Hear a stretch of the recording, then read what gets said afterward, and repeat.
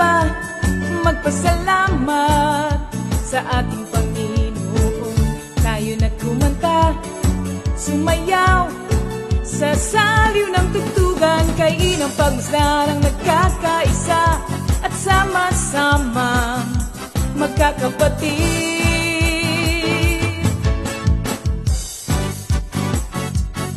Tayo na sumamba, kumanta,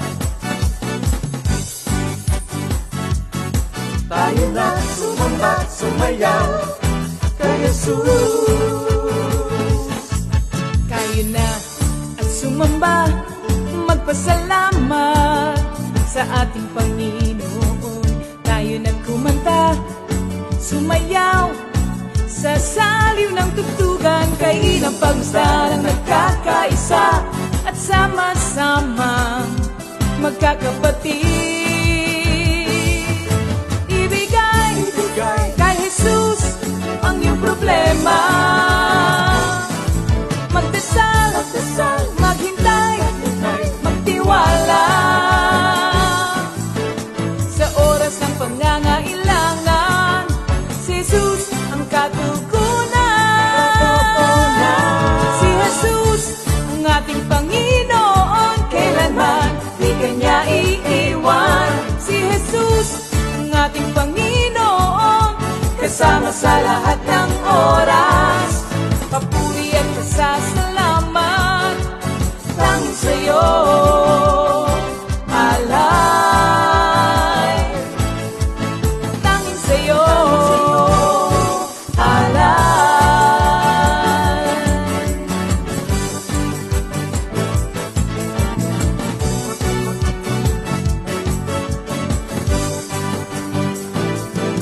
Si Jesus ang ating Panginoon, kailanman di kanya iiwan. Si Jesus ang ating Panginoon, kasama sa lahat ng oras. Si Jesus ang ating Panginoon, kailanman di kanya iiwan. Si Jesus ang ating Panginoon, kasama sa lahat ng oras. Papuri at pasasalamat tanging sa'yo, alay. Tanging sa'yo, alay.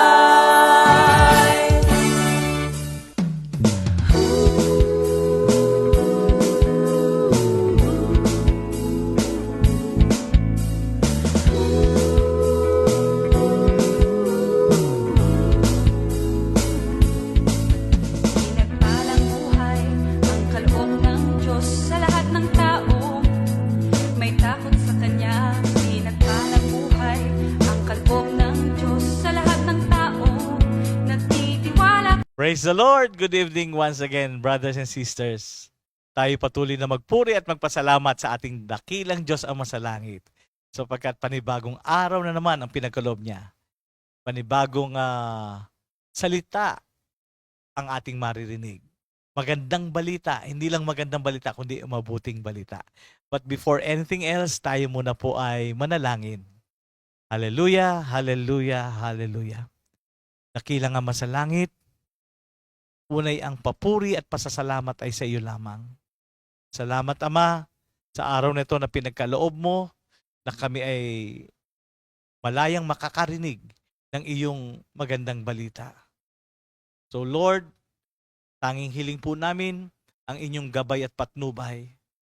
Give us the understanding that we need. Sapagkat inaamin namin na kulang ang aming kaisipan, ang kaalaman namin upang maabot namin, maunawaan namin ang iyong ganap na kalooban. So Lord, we ask for the presence, for the guidance of your Holy Spirit to be upon all of us. And we ask for thy anointing para sa aming mga kapatid na gagamitin mo sa pagtuturo. At ganoon din po sa mga aawit at tutugtog, Panginoon. And again, Lord, may your name be glorified tonight. We give you the highest praise, glory, and honor. In Jesus' mighty name we pray. Amen. Thank you, Lord. O, bago po tayo magpatuloy, may mga ilang announcement po tayo. Malapit na po yung LSS ng Makati. Nagaganapin po sa Cramsis. It's on May 11. At ito po ay magsisimula ng alas 8:30 ng umaga po. At ito po ay exclusive lamang po. Priority sa mga empleyado ng PMS at may ilang pong mga member sa Makati area lamang po. At ganoon din po, kasabay nitong LSS naman po, gaganapin sa Terra Resort, Barangay Kalumbitin. May 11 din po ito. Kuya po, Nueva Ecija. Outreach po. Kasama po dito ang Tarlac, ang Paniki at Kapas. And of course, ang Bulacan. Yan. Ang required pong umattend dito ay yung mga kapatid nating matagal nang nakaka-attend ng prayer meeting. Yan. Hindi ho pwede dito yung first time na makarinig ng Word of God, na imbitahan lang, hindi ho pwede yun. Kinakailangan matagal nang uma-attend ng prayer meeting, nakakarinig ng Word of God, ang a-attend ng Life in the Spirit seminar para lubos nilang maunawaan. Ano ha? At baka masyak yan sa mga maririnig na pagtuturo. And of course, meron po tayong activity ng mga youth. They call it summer camp ang mga youth po natin. Gaganapin po sa May 31 to June 1. It's a Friday and Saturday. Ito'y gaganapin sa Angela's Leisure Farm and Resort sa San Pablo, Laguna. At meron po tayo ditong fee which is 1,200 per person. Kasama na po ang accommodation at pagkain. And other details to follow. Yan. And of course, hindi natin makakalimutan ang ating mga kapatid na nagse-celebrate ng kanilang special day. May 8, 2024. Yan. Of course, yan. Happy birthday, Sister Chiki Riosa. Happy birthday, sis. Sister Marlene Gonzalez. Sister Elma Javier. Oh, yan. Dating taga-Gristo si Sister Elma. Yan, worker natin dati sa Gris yan. Sister Marie Mugot. Brother Nick Kawilan. And Brother Monico Borja. Happy birthday. And happy anniversary kay Brother Rod and Sister Remy Andres. Naku, happy birthday happy anniversary mga kapatid. And of course, Brother Paul and Sister Carla Galarpe. Happy birthday, happy anniversary, and enjoy your day.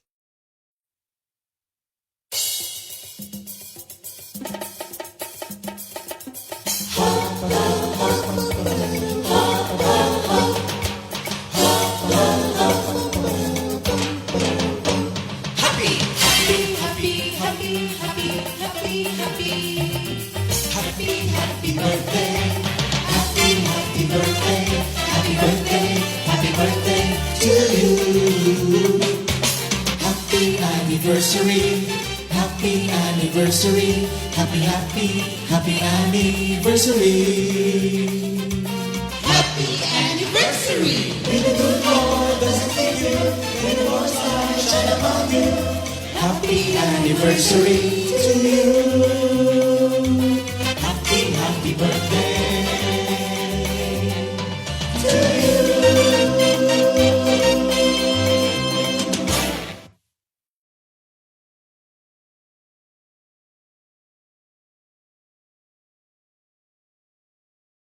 Yan, happy birthday and happy anniversary mga kapatid, and enjoy your day. Yan na po. Ihanda na po natin ang ating mga sarili. Tawagin na natin ang mga kasama natin sa bahay upang sama-sama tayong magpuri sa ating dakilang Diyos. And let's welcome the praise and worship team. Hello po mga kapatid, ihanda na po natin ang ating sarili at sabay-sabay po tayong umawit at magpuri sa Panginoon. Amen. Praise the Lord. Alam ko lahat tayo ay masayang-masaya sa araw na ito. Tunay na ang Panginoon, napakabuti sa atin. Kaya lahat tayo sabay-sabay na umawit at magpuri sa Kanya. Amen. Praise the Lord, you heavenly beings. Praise His glory and power. Praise the Lord's glorious name. Bow down before the Holy One when He appears. Amen. Amen. Palakpakan natin ating Panginoon. Thank you, Jesus. Thank you, Lord. Amen.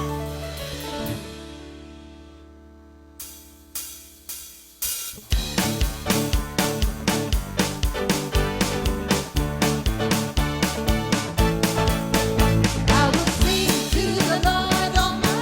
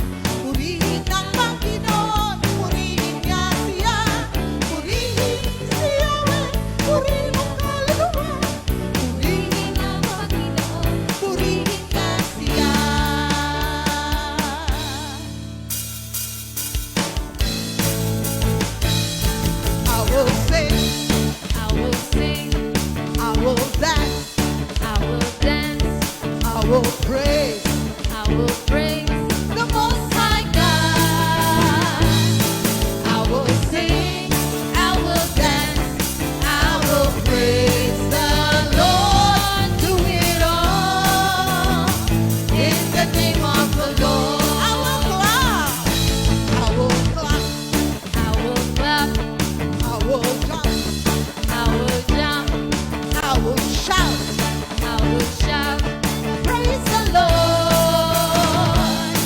I will clap, I will jump, I will shout and praise the Lord to it all. In the name of the Lord. In whatever you do, in words or in deeds, do it all. In the name of the Lord Jesus, giving thanks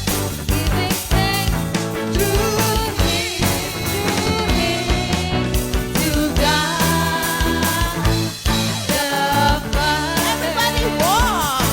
I will walk. I will walk, I will run. I will run, turn around, And praise the Lord.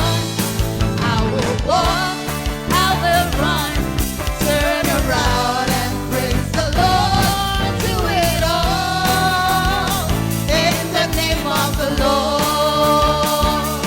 In whatever you do, in words or in deeds, do it all in the name of the Lord Jesus. Giving thanks through Him, to God the Father. whatever you do. In whatever you do, in words or in deeds, do it all in the name of the Lord Jesus. Giving thanks. Through Him to God the Father, to God the Father, to God the Father.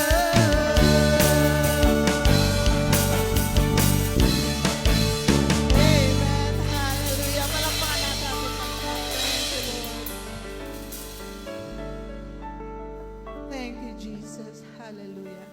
Napakabuti ng Panginoon. Amen. Kaya, i-offer Panginoon ang lahat ng nasa atin, ang ating mga kaloob, ang ating buhay. Wala tayong maibabalik sa Kanya, kundi ang ating pasasalamat, kundi ang ating pagpuri at paglilingkod sa Panginoon. Sobra-sobra pag-ibig ng Diyos sa atin. Kaya bigyan natin siya ng luwalhati sa ating pagsamba. Awat grasya ng Panginoon. Ang kalakasan na pinagkakaloob niya sa atin, ibigay natin ang lubos sa ating buhay at makapangyarihang Diyos na nagmamahal, kumakalinga sa atin, dumirinig sa ating panalangin, sa ating pagtawag. Thank you, Lord. We glorify your name.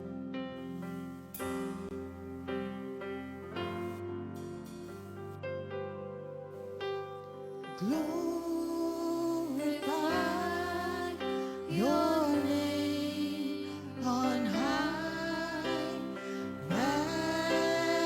Magnify your name forever. I worship you and honor you.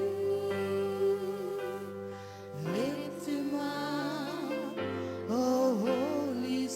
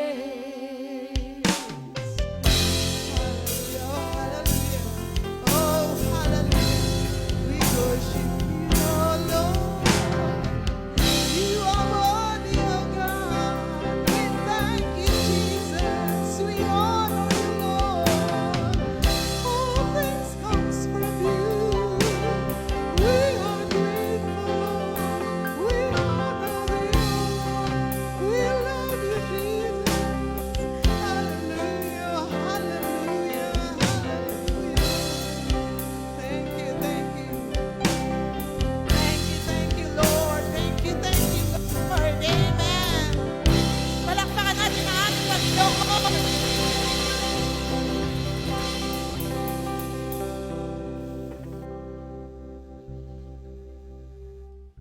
Praise the Lord. Hallelujah. Glory to God. Amen. Purihin ang Diyos. Thank you, Lord, Comfy Music Ministry.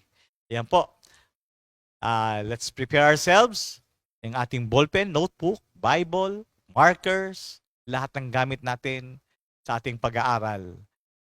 At syempre, yung sarili natin, handa natin na makapakinig mula sa ating Panginoon. And tonight, tayo po ay magpapatuloy sa ating series ng Epistle to the Hebrews by Paul. Tayo po ay magpapatuloy sa chapter 6 ng Hebrews. And let's welcome tonight my co-minister, Minister Jerry Orlina. Purihin ang Diyos. Purihin ang Diyos, mga kapatid, sa gabing ito. Ako po ay nagpupurit, nagpapasalamat sa Panginoon at binigyan niya po ng pagkakataon para muling makapagbahagi ng salita ng Diyos. Ating pong basahin dito sa Hebreo 6, talatang 9 hanggang 12. Buksan po natin ang mga Bible natin sa kanya-kanyang tahanan. At sabayan po ninyo ako sa pagbabasa. Hebreo 6, talatang 9 hanggang 6. Atin pong basahin. Mga minamahal, kahit ganito ang sinasabi namin, natitiyak namin na nasa mabuting kayong kalagayan patungkol sa inyong kaligtasan. Pakatarungan ng Diyos. Hindi niya malilimutan ang inyong ginawa at ang pagmamahal na inyong ipinakita at hanggang ngayon ipinapakita sa pamagitan ng paglilingkod ninyo sa mga hinirang ng Diyos. Ang nais namin ay patuloy na magsumikap hanggang wakas ang bawat isa sa inyo upang makamtan ninyo ang inyong inaasahan. Kaya't huwag kayong maging tamad, tularan ninyo ang mga taong dahil sa kanilang pagtitiis at pananalig sa Diyos ay tumanggap ng mga ipinangako niya. Ito po ang salita ng Diyos. Ayo po'y manalangin. O dakilang Ama sa langit, na makapangyarihan sa lahat na lumikha ng langit at lupa, at sa pamagitan ng inyong anak na si Jesus, na aming tagapagligtas, at sa kapangyarihan ng Banal na Espiritu, sa gabing ito, Panginoon, inaamin ko po ang aking kawalan. Magbigay po kayo ng karunungan, wisdom, insight, and revelation, Lord. Ang mga lalabas po sa aking mga labi ay pawang mga salita niyo po, Panginoon. Kaya sa sandaling ito, pangunahan niyo po ang aming pag-aaral tungkol sa salita niyo. Mangusap po kayo, Panginoon. Kaming lahat ay pakikinig. Sa pangalan ni Jesus, Amen. So, thank you, Lord, mga kapatid. Dito pa lang po sa unang talata ng binasa natin, sa verse 9, mga minamahal, kahit ganito ang sinabi namin. So may sinabing mga salita dito sa ating binasa. upang paalalahanan ang mga Kristiyano. Kasi po, ang sinabi niya rito na nung tinatawag na admonition, warning and advice.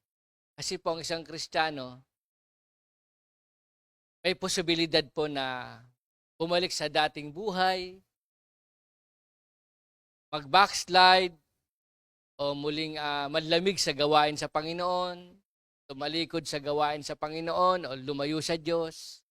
Kaya, sa mga unang talata po nito sa Hebrews 6, verse 4, pinaalalahanan sila na bantayan ng sarili. So, medyo mabigat po yung mga binitawang salita doon sa Hebrews 6, verse 4 hanggang 8.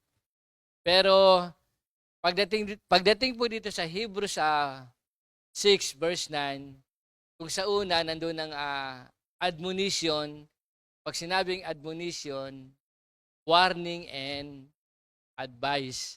So, warning against backsliding, warning against sa panlalamig, sa paglayo sa Panginoon, sa pagtalikod sa gawain. So, andun po ang warning and advice. Pero pagdating dito sa Hebrews 6:9, ito po ay encouragement para rin sa mga Kristiyano, rin sa ating pong lahat. Kasi gusto kasi ng Panginoon dito na nung kaligtasang tinanggap natin, wag pong mabaliwala. At nung kaligtasan tinanggap natin, sa pamagitan ng ating Panginoong Jesucristo. Nung ating tinanggap ang ating Panginoong Yesus sa ating buhay bilang Panginoon at sariling tagapagligtas. Ang kaligtasan ito ay kaloob ng Diyos, hindi mula sa ating magawa. Ephesians 2 verse 8, dahil sa agandahang loob ng Diyos, tayo ay naligtas. Ito po ay regalo ng Diyos sa atin because of God's grace that you have been saved through faith. Hindi mula sa ating magawa, hindi sa ating sariling pamaraan, hindi po nakabase sa merit. Kasi pag bumase po ang Diyos sa merit, lahat tayo ay demerit. Kaya ang kaligtasan ito ay kaloob ng Diyos sa atin. Regalo, hindi hiningi. Ito po ay kusang loob na ibinigay ng Diyos sa atin. So, ang maganda po rito sa Hebrews 6 verse 9, sabi niya rito, nung kaligtasan kasi, natanggap lang sa Panginoong Jesucristo. Sabi po rito, ito yung better things o better estimate o better blessing na tinatawag. Sabi niya sa verse 9, natitiyak namin na nasa mabuti kayong kalagayan patungkol sa inyong kaligtasan. So, bagamat may warning and advice, pero meron ding encouragement. Bakit ba ini-encourage dito ng may akda ng Hebreo ang mga Kristiyano, mga kapatid? Alam po ninyo, sa ating buhay Kristiyano, mahalaga po na, kasi alam naman natin, nung faith natin, nanggap natin sa Panginoon, magbunga po ito ng mga mabubuting gawa. Sabi nga rito, better estimate, better things, better blessing, accompanied by diligent, faithful service to God's saints out of love for Him. So, ang ibig ko sabihin, kaya siya nakatitiyak doon sa kaligtasan tinanggap natin dahil kay Jesus, dahil nagbunga ito ng mga gawaing nakalulugod sa ating Panginoon. So, glory to God. Kasi faith without action is dead. Kaya pag sinabi natin may faith tayo kay Lord, kilala natin si Lord. Kilala natin, alam natin ang kanyang salita. At alam naman natin ang pananampalataya ay bunga ng pakikinig ng salita ng Diyos. Kaya, nung genuine salvation accompanied by diligent, faithful service to God's saints out of love for Him. So, ang gusto rito ng Panginoon na tayong mga Christians o followers of Jesus Christ na magpatuloy kasi may tendency po, may posibilidad po na tayo manumbalik sa dati nating gawain. Ang point po rito, mahalaga tuloy-tuloy po tayo sa pagsunod sa Panginoon. Magbunga po ng mabubuting gawa ng ating pananampalataya sa ating Panginoong Jesucristo. Pero wag niyo po akong misunderstanding, na ang kaligtasan ay si Jesus Christ lang magmumula. Pero nung kaligtasan po natin, bunga ng pananampalataya kay Jesus, kinakailangan po mag-produce ng mga gawaing nakalulugod sa ating Panginoon.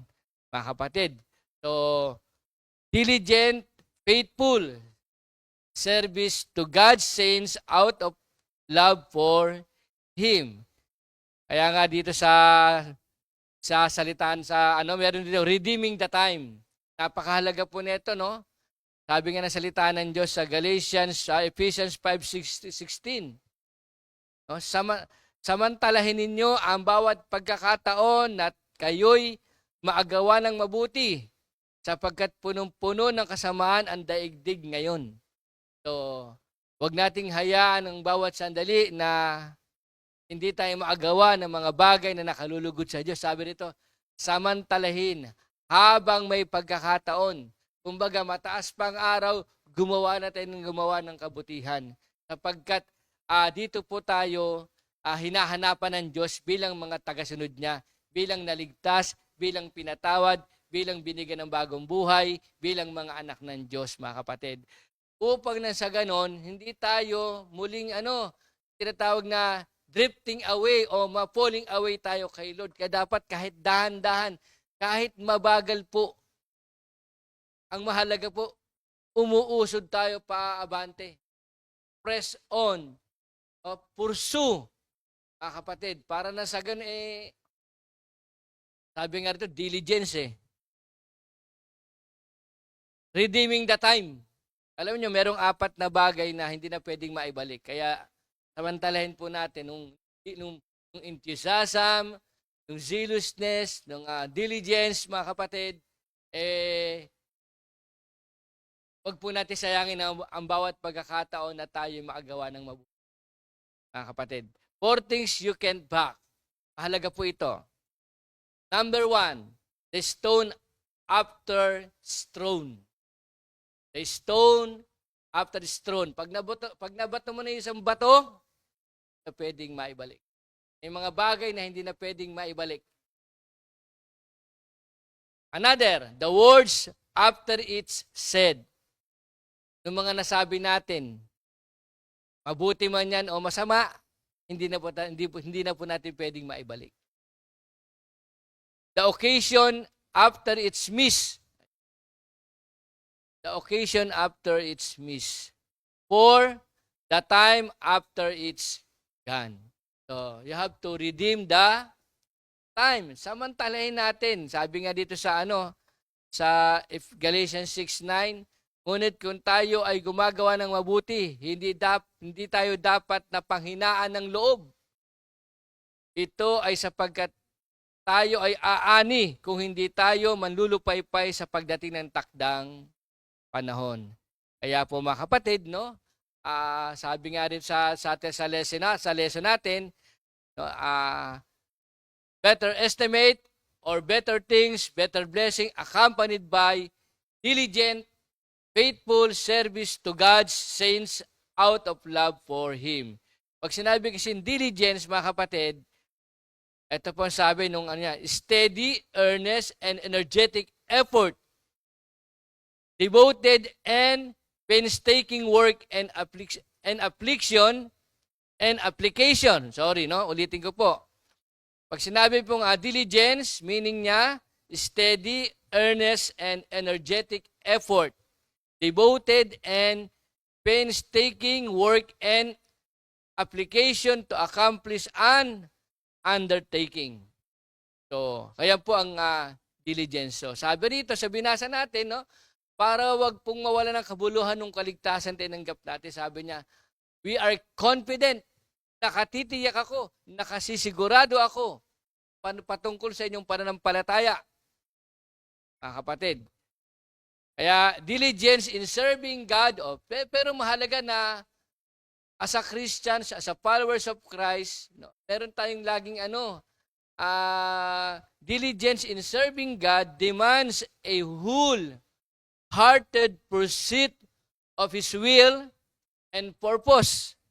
It requires men of God to immerse themselves in prayer, the study of Scripture, and intimate fellowship with God. Number 1 po yan. Tayong mga nagkaroon ng kaligtasan. No? Diligence dapat tayo dyan. Diligence in serving God demands a whole-hearted pursuit of His will and purpose. It requires men of God to immerse themselves in prayer, the study of Scripture, and intimate fellowship with God. Tatlo po. Mahalaga mga kapatid, ano? Wholehearted pursuit of His will and purpose. Pangalawa po, it requires men of God to immerse themselves in prayer, study of the Scripture, and intimate fellowship with God. Upang nasa ganon, nung ating kaligtasang tinanggap, nakaka-bless po kapag lumalago po tayo sa ating Christian life. Sa mga unang pag-aaral nga, lalo na nakaatin na po ng LSS, alam natin to, nung God's love, salvation, new life, how to receive God's gift, baptism, deliverance, growth, and transformation. Yun po yung mga paunang pag-aaral sa ating paglakad sa ating buhay Kristiyano. Pero po, gusto rito na patuloy tayong lumago, patuloy tayong magamit, patuloy pong lumawak ang ating kaalaman sa salita ng Diyos, maging matatag ang ating pananampalataya, at lumalim ang ating relasyon sa ating Panginoon upang maunawaan natin kung ano ang gusto ng Panginoon, kung ano ang kalooban ng ating Panginoon. So, thank you, Lord. Nababanggit ko kanina pa, no? Genuine salvation is always accompanied by visible evidence. Nakaka-bless, mga kapatid. Minsan sa buhay natin, maraming mga pagsubok, pero ginagampanan pa rin natin kung ano ang nakalulugod sa ating Panginoon. Kaya wag po tayo magsasawa. Sabi nga sa Hebrews 10:32-34, ulitin ko, genuine salvation is always accompanied by visible evidence. Hebrews 10:32-34, ngunit alalahanan ninyo ang mga araw na nagdaan. Pagkatapos ninyong tanggapin ang liwanag, nagbata kayo ng mahigpit na pakikibaka sa mga paghihirap. Sa isang dako, hayagan kayo inalipusta at inusig. Sa kabilang dako naman, nakasama kayo ng mga nakaranas ng gayong paghihirap, sapagkat dinamayan ninyo ako nang ako ay nasa kulungan, at nang kamkami nila ang inyong ari-arian, tinanggap nyo ito na may kagalakan. Yamang nalalaman ninyo na mayroong kayong higit na mabuti at walang hanggang pag-aari sa langit. So, nung tinatawag na visible evidence, nahayag yan sa ating kaligtasan. Kaya nakatitiyak ang Diyos sa ating kaligtasan. Hindi po nababaliwala. Hindi po nung ating pagkilala kay Jesus, nung ating pagtanggap kay Jesus, nung ating relasyon kay Jesus, nung ating buhay Kristiyano ngayon, ito po ay produkto ng ating ng mga mabubuting gawa, ito po ay produkto ng ating pananampalataya kay Jesus. Mga kapatid. Ito po, sabi dito sa Hebrews 6:7, sapagkat ang lupa ay umiinom ng ulang malimit bumuhos dito. Pagkatapos, ito ay nagbibigay ng mga tanim na mapapakinabangan ng mga nagbungkal nito. Ito ay tumatanggap ng pagkapalang mula sa Diyos. Naalala ko tuloy sa Matthew 13:8, ngunit ang ilan ay nahulog sa matabang lupa at nagbunga, ang ilan ay nagbunga ng tig-100, ang ilan ay tig-60, at ang ilan naman ay tig-30. So ang salita ng Diyos ay katulad ng minhi na nahasik sa matabang lupa. Nagbunga ng 30, 60 at tig-100. Kaya po ang paliwanag dito, ang kapalaran po ng salita ng Diyos ay nakabase sa puso ng taong nakikinig. Ngunit tayo pong mga Kristiyano, tinanggap, narinig, sinampalatayanan, at higit sa lahat, sinunod natin ang salita ng Diyos. Kaya nakatitiyak ang Panginoon sa ating kaligtasan na tayo ay patuloy na susunod sa Diyos, patuloy na maglilingkod, patuloy na gagawin ang kalooban niya, patuloy na magmamahal, pag-uunawa, patuloy na tutulong sa nangangailangan, nandun ang pagkakawang gawa. Purihin ng Diyos, mga kapatid. Napakabait ng ating Panginoon. Kaya nga, uulitin ko yung verse 9 na, ngunit mga minamahal, bagamat kami ay nagsalita ng ganito, paalala lang po yun, warning, pero sabi niya rito sa verse 9, nakatitiyak kami ng higit na mabuting bagay patungkol sa inyo at mga bagay na uukol sa kaligtasan. Kumbaga, kung better estimate, mahusay na pagsusuri, mahusay na pagtatantya, mahusay na pag-aaral tungkol sa ating kaligtasan. Sinuri nila. Thank you, Lord. Glory to God. At hindi po nawala ng kabuluhan ng ating kaligtasang tinanggap. Tayo po ay lumalago spiritually.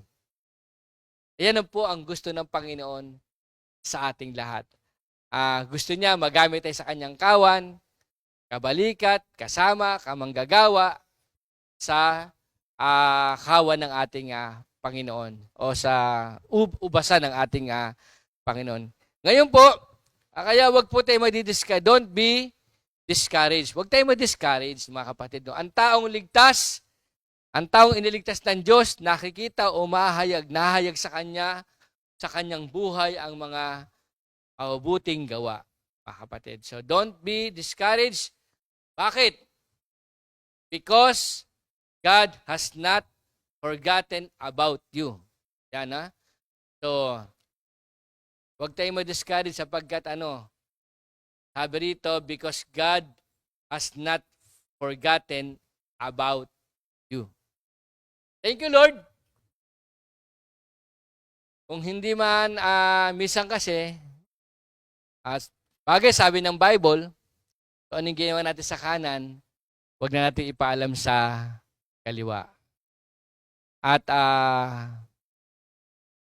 sa ating pagkakawang gawa o pagtulong sa kapwa o pagsunod sa Panginoon, huwag na natin hintayin nung na may kapalit. Sabi nga sa Galatians 6:9, kung hindi tayo magsasawa, balikan lang natin, Galatians 6:9, ngunit kung tayo'y gumagawa ng mabuti, hindi tayo dapat panghinaan ng loob. Ito ay sapagkat tayo ay aani kung hindi tayo manlulupaypay sa pagdating ng takdang panahon. Kung hindi man na-appreciate, nane-neglect tayo, na-overlook tayo, hindi tayo na-appreciate, huwag tayong panghinaan ng loob sapagkat ang Diyos ay hindi malilimutin. Ang tao may Alzheimer, ang tao may dementia, ang tao may amnesia. Pero ang Diyos, hindi siya makakalimutin. Kung hindi man tayo napapansin, pansin na pansin tayo ng ating Panginoon. Let us focus our eyes on Jesus. So, minsan, huwag na tayo maghanap ng papuri na galing sa ibang tao. Sabi nga sa salita ng Diyos, in words or in deeds, do it all for the glory of God. Kaya mga kapatid, hindi makakalimutin ng Diyos.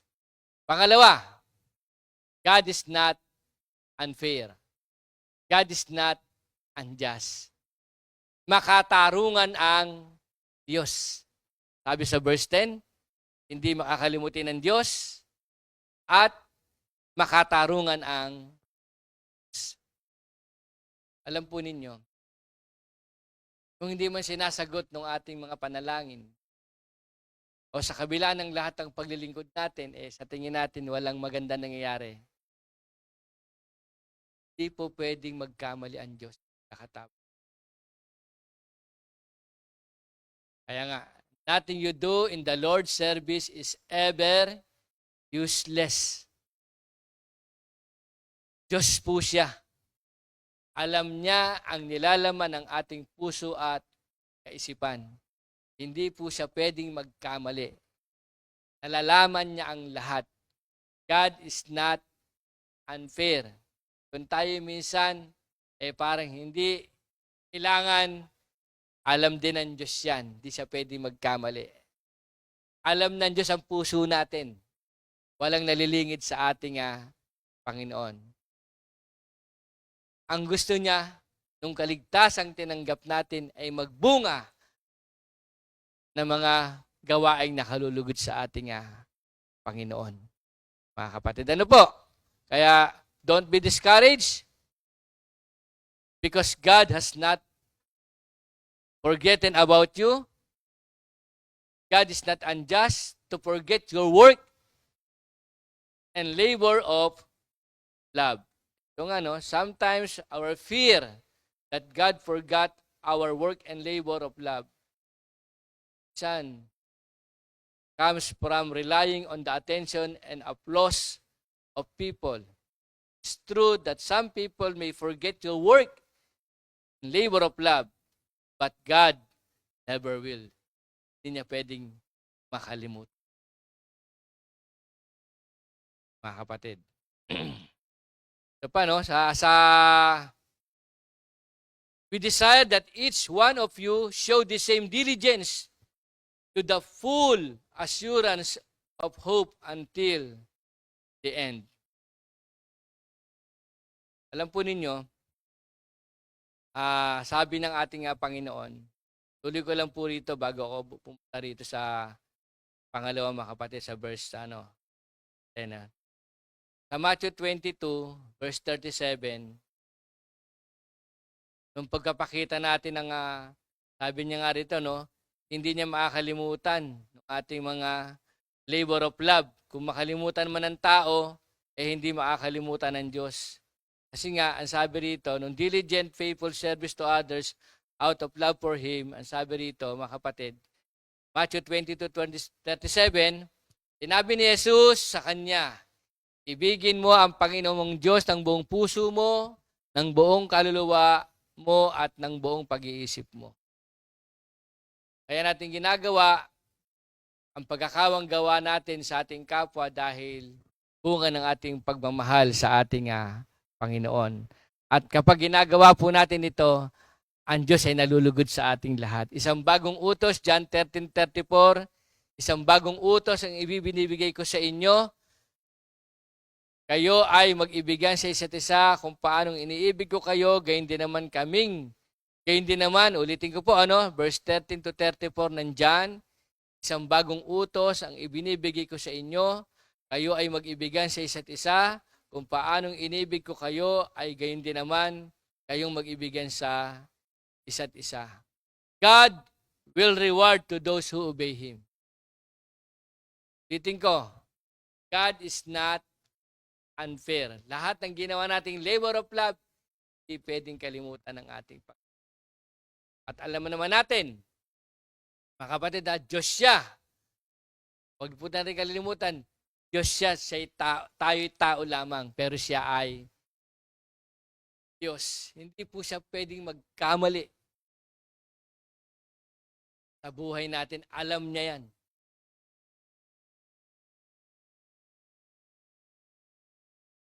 Number 3 po, genuine salvation accompanied, sabi dito, no? Salvation is diligent, faithful service to others out of love for God will strengthen your assurance of salvation. Ayun ang maganda doon, mga kapatid. Pinalalakas niya ang ating pananampalataya. Basahin natin dito sa verse 11. Ang nais namin ay patuloy na magsumikap hanggang wakas. Those who endure up to the end shall be saved. Ang bawat isa sa inyo, ang nais namin ay patuloy na magsumikap hanggang wakas. Hanggang wakas. Those who endure up to the end shall be saved. Ang graduation po, pagbabalik ng ating Panginoong Hesukristo. Mga kapatid, sabi ng mga may edad, papunta pa lamang kayo, kami ay pauwi. Yun po ang sabi ng may edad.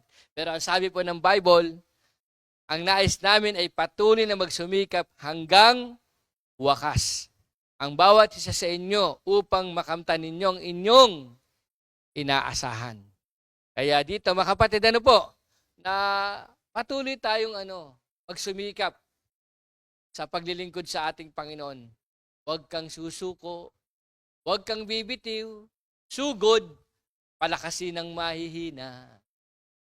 Ang alagad ni Kristo ay laging handa, matatag at masaya kahit kailan. Yan po tayong mga Kristiyano, mga kapatid, hanggang wakas. At alam naman natin, ang sabi ng salita ng Diyos, malapit na ang wakas, malapit na ang pagbabalik ng ating Panginoong Jesucristo. Lahat po nung ginawa natin, inaasahan natin, hindi po yan mababaliwala. Kaya magpatuloy po tayo na maglingkod sa ating Panginoon. Ayan. Pero meron po siyang paalalang muli sa verse 12. Kaya't huwag kayong maging tamad. Yan.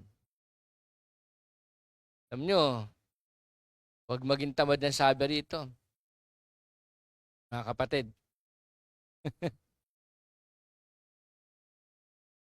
Hindi namin nais na kayo maging tamad, kundi inyong tularan sila na sa pamagitan ng pananampalataya at pagtitiyaga ay magmamana ng ipinangako ng ating pong babasahin sa Hebrews 11.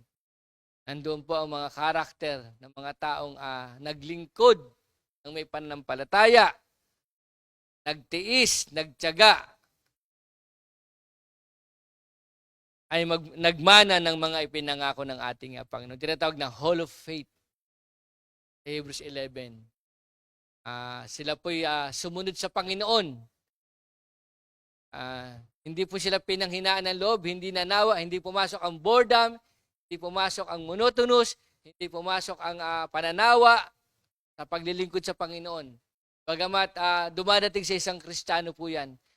Pero tayong lahat na may word kay Lord, may malalim na relasyon kay Lord, tayong lahat na naligtas ng ating Panginoong Jesucristo, kung paano tayo hinango sa ating magulong buhay sa pamagitan ni Jesus, ito po ngayon ang maganda. No? Hindi po nabaliwala yan. Meron po tayo mga unang tao na naglingkod sa Diyos na maaari natin maging halimbawa. Ito pong Hall of Faith, mga kapatid, sa Hebrews 11, kung inyo pong babasahin. Kaya sabi rito, one key to diligent, faithful service to God. Ang taong talagang faithful service to God, diligent pa siya, is to imitate those who through faith and patience inherit the promises. Mga kapatid, alam po ninyo, nakaka-bless ang ating Panginoon. Magpatuloy po tayo, mga kapatid. God is not unfair. Naalala ko tuloy dito sa Acts 4:32-37. Nagbahaginan ang mga mananampalataya ng kanilang mga pag-aari. Grabe nung ibinunga, nung kapuspusan ng banal na Espiritu sa kanila, nung maipahayag ang salita ng Diyos sa kanila. Babasahin ko lang po. Ito po yung buhay natin bilang mga Kristiyano. Verse 32. Ang malaking bilang ng mga sumasampalataya ay nagkakaisa sa puso at sa kaluluwa. Walang sino man sa kanila ang nagsabing ang mga bagay na tinatangkilik nila ay kanilang pag-aari. Sila ay nagbabahaginan sa lahat ng bagay. Ang mga apostol ay nagpapatotoo sa pagkabuhay muli ng Panginoong Hesus na may dakilang kapangyarihan at ang dakilang biyaya ang suma sa kanilang lahat. Walang sino man sa kanila ang nag-aalinlangan sapagkat ipinagbili ng lahat ng may mga tinatangkilik na mga lupa o mga bahay ang kanilang pag-aari. Kanilang dinala ang mga halaga ng mga bagay na ipinagbili. Iniligay nila ang mga ito sa paanan ng mga apostol at ang pamamahagi ay ginawa sa bawat tao ayon sa kanyang pangailangan. Si Jose ay tinatawag na Barnabas ng mga apostol. Ang ibig sabihin ng Barnabas ay ang anak ng kaaliwan o man of encourager, ano? O encouragement. Siya ay mula sa angkan ni Levi at pinanganak sa isa. O dito na po ako sa 37. Siya ay may lupain ng kanyang maipagbili ay dinala niya ang salapi at inilagay sa paanan ng mga apostol. At noong panahon niyo mga kapatid, walang nagdarahop, walang kinakapos, nabibigay po lahat ang kanilang mga pangailangan. Sapagat ng mga mananampalataya ay nagtulungan po. Nung pananampalataya, nagbunga ng mabuting gawa, nung kaligtasan binigay ni Jesus sa kanila, ay maganda po naging resulta. Kaya, bagamat nasabihan sila sa verse 9, pero in-encourage din sila ng may akda ng Hebreo. So tayo pong lahat, mga kapatid, ang gusto talaga rito ng Panginoon ay magpatuloy po tayo. Wag po tayong panghinaan. Maging masigla po tayo. Nandun ang zealousness, enthusiasm, nandun ang pagnanasa palagi na maibahagi ang salita ng Diyos, makatulong sa kapwa, makapagkawang gawa, magbigay ng kaluguran sa Diyos. Alam po ninyo, kapag tayo sumusunod sa Panginoon, nalulugod ang Diyos. Pag tayo po'y sumusunod sa Panginoon, nagiging mabuti tayong halimbawa. Kapag tayo sumusunod sa Panginoon, lalo na sa pagkakawang gawa, marami nagpapasalamat sa Panginoon. At pag tayo po'y sumusunod sa Panginoon, tayo'y kagigiliwan ng ating kapwa. Pag tayo po'y sumusunod sa Panginoon, nagkakaroon tayo ng magandang samahan. Unity, forgiveness, andun ang pangunawa sa isa't isa. Kaya, salamat sa Panginoon na bagamat nasabihan sila ng medyo masakit, pero in-encourage din sila ng salita ng ating Panginoon. Ulitin ko, ang pinaka-key verse po ng aking pag-aaral sa Hebrews 6, verse 9 to 12, God is not unfair. Pangalawa, hindi makakalimutin ang Diyos. Lahat ng ating labor of love, hindi niya pwedeng makalimutan. Kaya ini-encourage po tayo rito na tayo po'y magpatuloy na magbunga ng maubuting gawa ang ating kaligtasang itinanggap sa Panginoon. Pero don't forget, prayer, study, intimate fellowship with God, sa lahat mga kapatid, nung purpose and will ng Panginoon, dapat nating maunawaan upang nasa ganon, nung kaligtasan tinanggap po natin, ay hindi mabaliwala, bagkus makatulong pa sa body of Christ. Strengthen our faith pag nagagawa natin yan. Kaya sabi rito, mga kapatid, sa pag-aaral natin, sa binasa natin sa verse 12, kaya't huwag kayong maging tamad, tularan ninyo ang mga taong dahil sa kanilang pagtitiis at pananalig sa Diyos ay tumanggap ng mga ipinangako niya. Kaya tapat ang Diyos sa kanyang pangako, hindi ito babalik sa kanya hanggat hindi nagaganap po ang nilalayon nito. Purihin ang Diyos, mga kapatid. God bless you and keep you. 2 Timothy 2:2 Hallelujah. 2 Timothy